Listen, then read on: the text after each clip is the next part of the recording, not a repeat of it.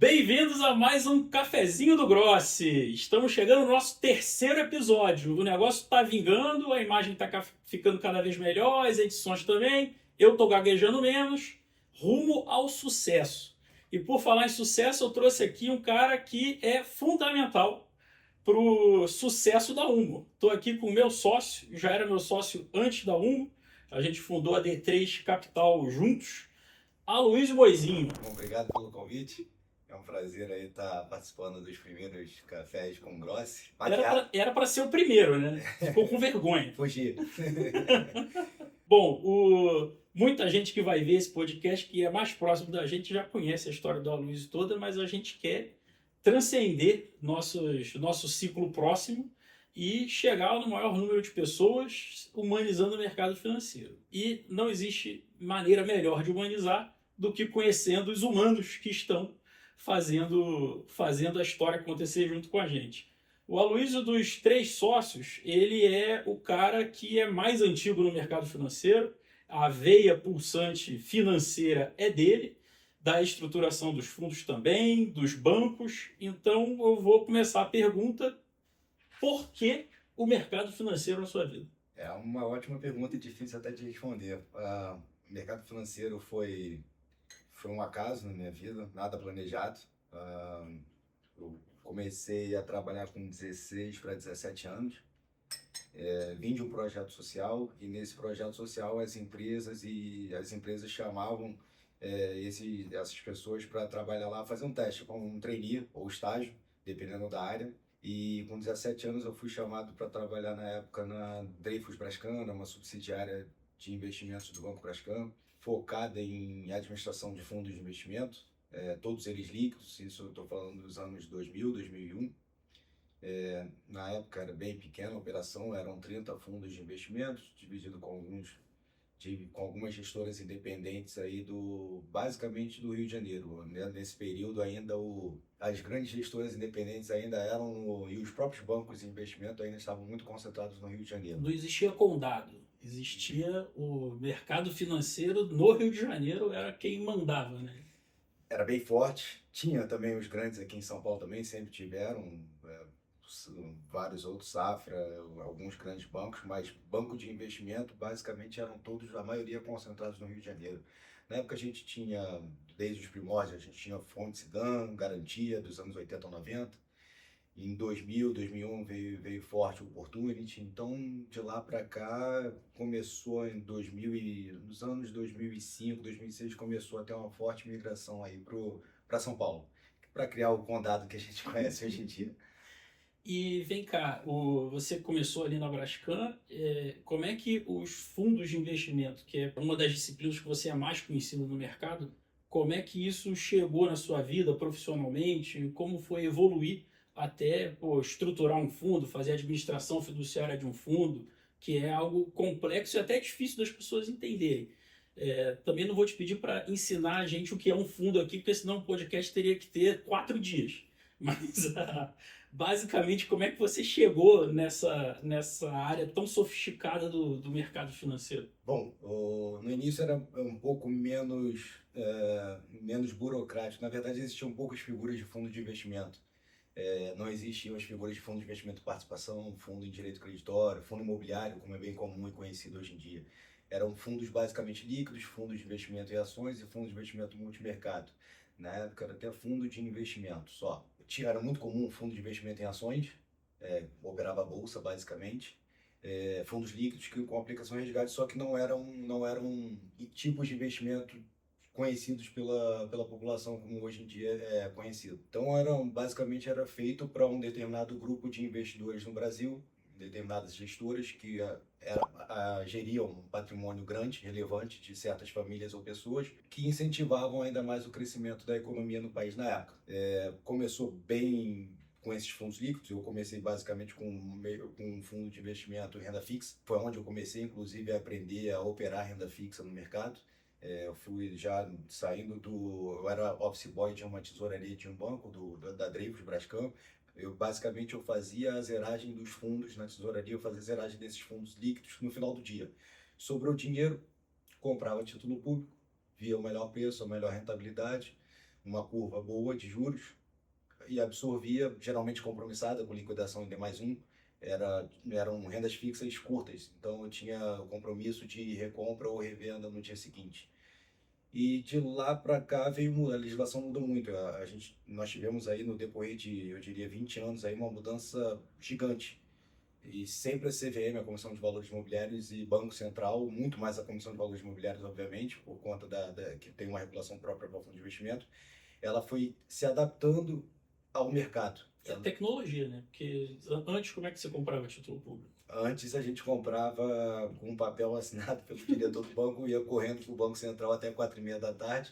Fisicamente. Fisicamente, protocolava, ainda era aquele carimbo que você colocava o papel e carimbava já no papel. Era assim que eram comprados os títulos públicos antigamente, isso antes de 2001.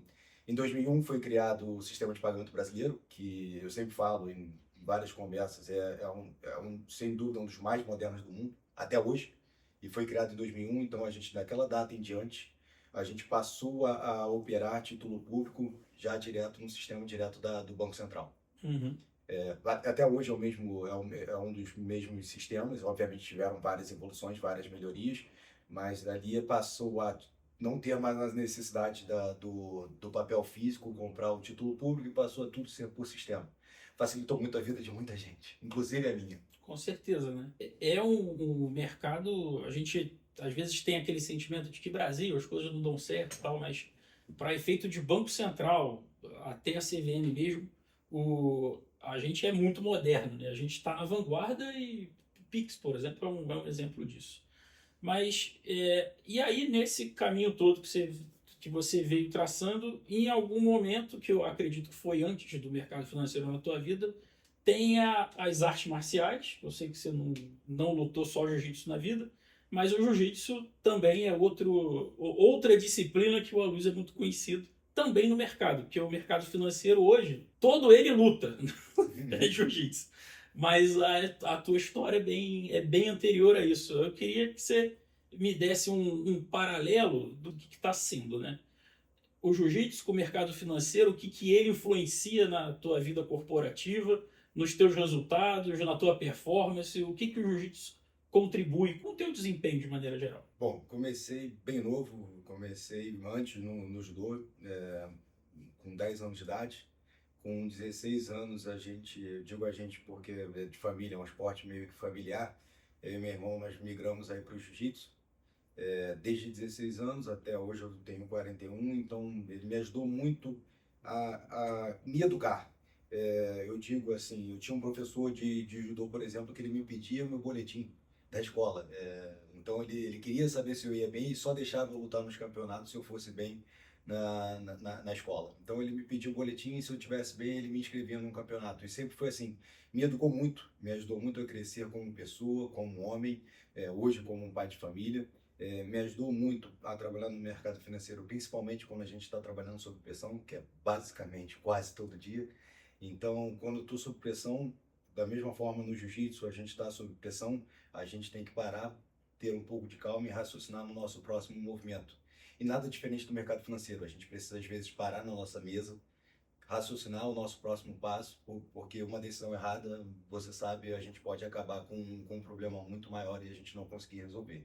Então, esse autocontrole, esse trabalhar sob pressão, saber trabalhar sob pressão, o jiu-jitsu me trouxe isso, me trouxe essa paciência e sabedoria para, nesses momentos mais difíceis, a gente conseguir raciocinar de forma um pouco mais clara e conseguir tomar as decisões corretas. Muito bacana. Isso aí vai alinhado com um dos nossos valores, que é a visão abrangente, um dos valores aqui da UMA, né? Você ter uma visão 360 ali de tudo que está acontecendo. Por falar em o Aloysio hoje responde aqui pelas verticais financeiras e de tecnologia, desenvolvimento aqui na e agora eu queria entender contigo tuas perspectivas de novos produtos, o que a gente tem no mercado. Esse vídeo aqui está indo para o ar na metade de novembro, mais ou menos.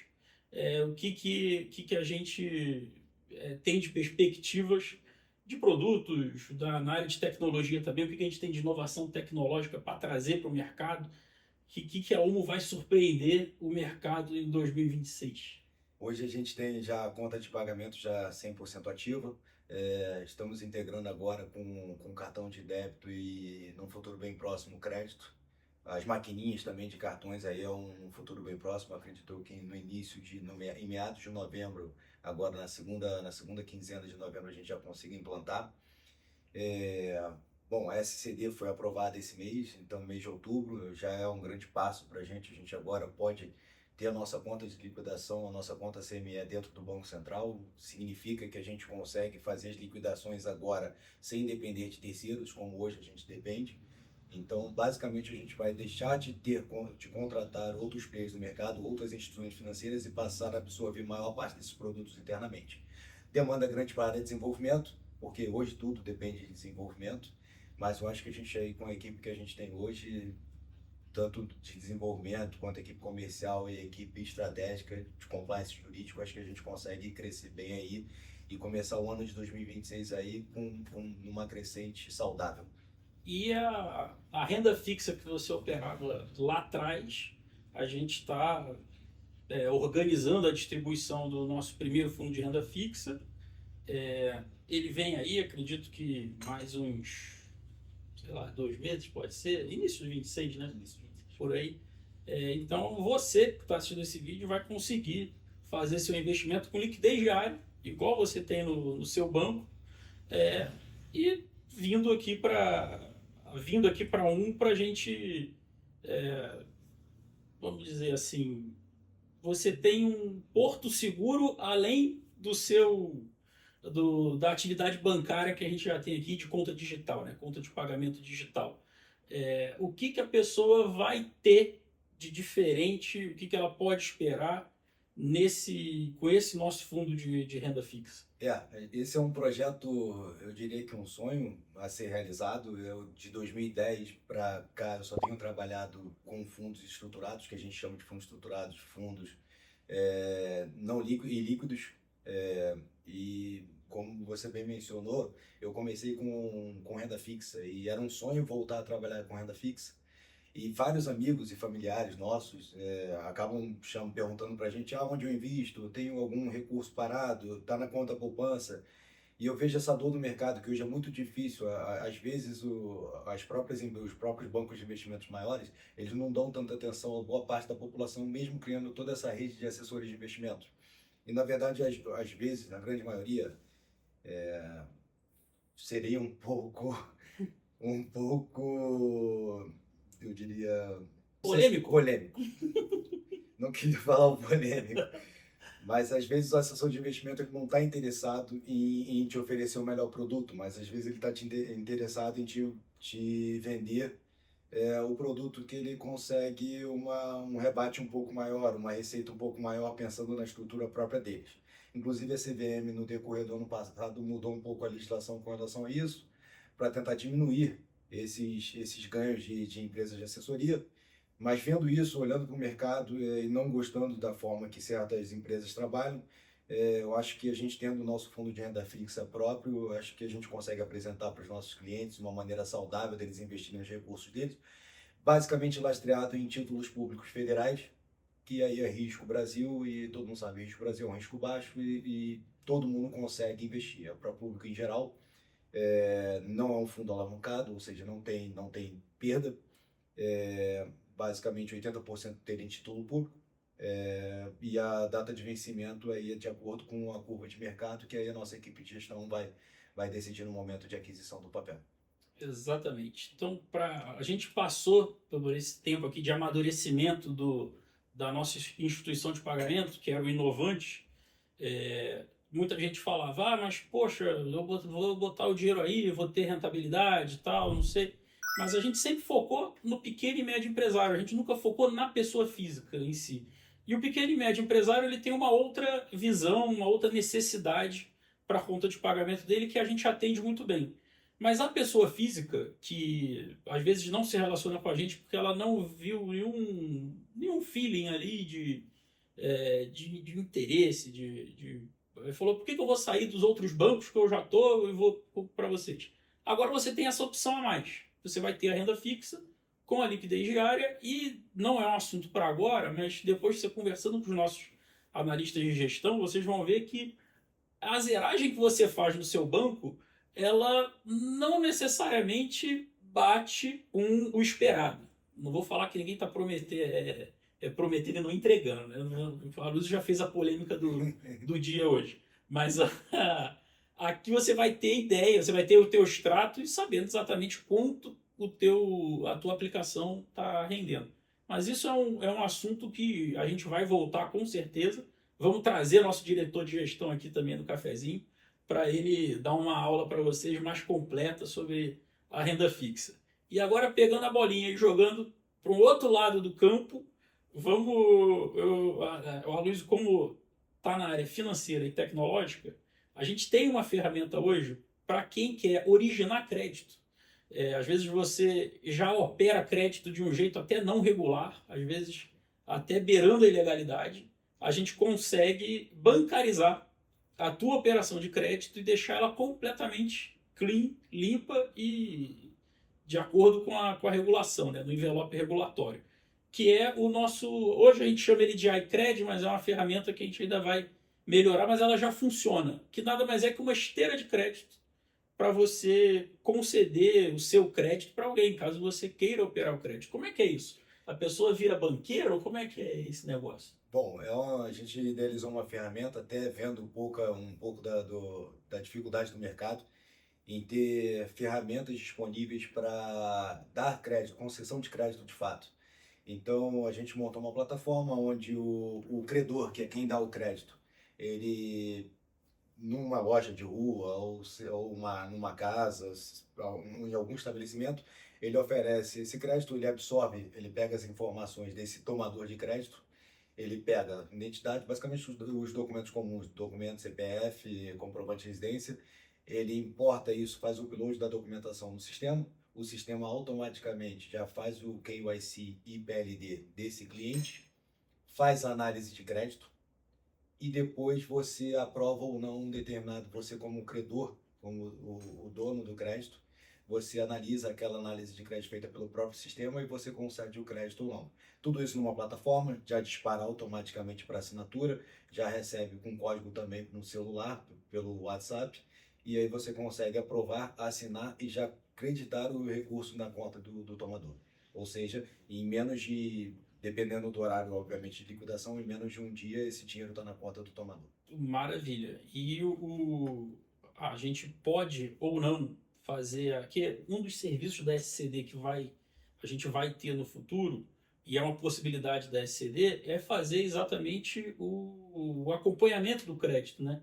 Esse também é possível um originador originar e alavancar isso de um jeito, de antecipar esse recebível com um fundo de investimento, né? Hoje a gente também trabalha com um fundo de crédito, fundo de investimento em direito creditório na nossa gestora. Esse fundo faz tanto capital de giro quanto home equity, antecipação de recebíveis, que quando tem algum recebível, algum contrato ou notas já emitidas, a gente consegue antecipar via fundo de investimento. São operações de crédito convencionais que antes a gente só via figura do banco fazendo, mas hoje a gente tem algumas figuras, basicamente fundos de investimento também, que podem fazer os mesmos tipos de operação que os grandes bancos fazem. E aí, obviamente, a gente é mercado, quem ganha, quem tem a melhor taxa, a gente costuma analisar as taxas com maior atenção, com certeza muito maior do que os grandes bancos, pelo fato da gente ser pequeno hoje e conseguir analisar no detalhe cada operação. Bacana. Quer falar um pouco como é que você está enxergando o do nosso 2026? Aonde a gente pode chegar? As outras figuras regulatórias que o Banco Central nos permite evoluir, né? A gente pode dar uma morfada também e da SCD progredir mais um pouco. O que dentro do nosso sonho de crescimento e estratégia também, aonde a gente pode chegar no curto e médio espaço de tempo aí? Bom, no curto prazo, aí acho que o próximo passo para a gente é começar a administrar os nossos próprios fundos. Hoje a gente tem a figura de administrador fiduciário, instituições financeiras regulamentadas pelo Banco Central. Acho que o nosso passo natural agora seria a administração fiduciária, que poderia ser via a figura de uma SCFI ou até mesmo um banco de investimento. Uma DTVM, eu já não diria, porque a DTVM tem algumas... Seria o caminho natural para pensando em fundo de investimento, mas como a gente tem algumas operações que envolvem crédito, a gente também quer fazer operação de câmbio, eu acho que o nosso principal objetivo hoje seria um banco de investimento ou até mesmo um banco múltiplo, que aí eu englobo todas as operações. Mas, como a gente tem que ir crescer devagar, de forma natural, crescente, progressivo, saudável, eu acho que o primeiro passo aí é uma SFI e depois pensar num banco de câmbio. Exatamente. Eu acho que o que fez a gente chegar até aqui é ter feito o básico bem feito. Então, a gente não se alavancou, não trouxe sócio com bolso fundo para depois a gente ficar diluído, não prometemos o que não dá para entregar, muita confiança com nossos clientes, e isso, apesar de eu e a Luísa, a gente já vir de mercados diferentes, mas que a gente sempre prezou muito pela confiança. O Fábio, nosso outro sócio, é um cara que dorme e acorda pensando em confiança, e não por isso a gente já chegou onde chegou, que não é fácil. Você ter uma instituição financeira, e hoje a gente tem duas instituições reguladas dentro de casa, pelo Banco Central e pela CVM, né? A Umo Asset pela CVM e a Umo na parte de IP pelo Banco Central, não é fácil. Você tem que estar ali com compliance grande, você tem que estar com uma estrutura financeira robusta, com os sistemas, a tecnologia o tempo inteiro mudando. Eu acho que desde que a gente virou sócio, não teve um dia que você não estava com uma future muito para frente para ser entregue, e é sempre uma coisa atravessando na outra. Já temos um roadmap aí para um ano. Exatamente. Um ano de produto para entregar. E é isso que faz a gente crescer no mercado, né? Sempre evoluir. Exatamente. Bom, pessoal, um cafezinho é o tempo de um cafezinho. Então a gente quer fazer aqui encontros curtos, encontros que vocês consigam ou entender mais de algum mercado, ou entender mais como a Umo funciona. A ideia é fazer valer aqui o nosso propósito, ser uma instituição mais humana, que é feita por humanos, feita por pessoas, para pessoas. Então, obrigado pela audiência de vocês. Aloysio. Obrigado. Eu que agradeço o convite. Vamos nessa. Valeu, pessoal. Tchau, tchau.